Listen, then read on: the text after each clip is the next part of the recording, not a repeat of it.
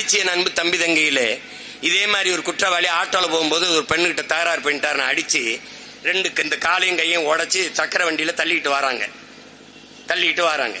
கொஞ்ச நேரம் கழிச்சு இன்னொரு இடத்துக்கு கூட்டி போகும்போது தோல் அப்படி கையை போட்டு கூட்டிட்டு போறாங்க, தாங்கி வராரு. அப்புறம் ஒரு அரை மணி நேரம் கழிச்சு கூட்டி போகும்போது நல்லா நடந்து வராரு. இது மாதிரி எத்தனை நாடகங்களை இந்த நாட்டில் இவர்கள் நடத்தி கொண்டிருப்பார்கள். எவ்வளவு எத்தனை காலத்திற்கு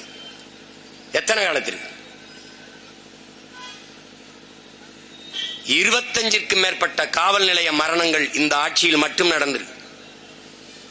சேவியர் ஜெயராஜ் பெனிக்ஸ் அவருடைய கொலை இழப்பை இவர்கள் பேசியது என்ன? கொரோனா நேரம், யாரும் எங்கு நடமாட முடியாத அனுமதி பெற்று உள்ள வர வேண்டும். அப்போது கனிமொழி அம்மையார் அவர்களும் தம்பி உதயநிதி ஸ்டாலின் அவர்களும் எந்த இதுவும் இல்லாமல் உள்ளே போய் அந்த வீட்டிலே விசாரித்து விட்டு வந்தார்கள். அதே போலதான் அஜித்துடைய உயிர். இது உங்க ஆட்சி. ஏன் நீங்கள் தம்பி உதயநிதி வரலாமே, ஏன் ஸ்டாலின் வரலாமே, அம்மையார் கனிமொழி வந்து கேட்கலாமே, ஏன் கேட்கல? ஏன் அப்போது எதிர்கட்சி, இப்போது ஆளுங்கட்சி.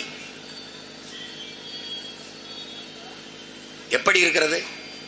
அதிகாரத்தில் இருந்து இவர்கள் எந்த தவறை செய்தாலும் அதை மறைத்து விடலாம் என்று ஒரு ஊடக மனச்சான்றோடு உண்மையை பேசுதா?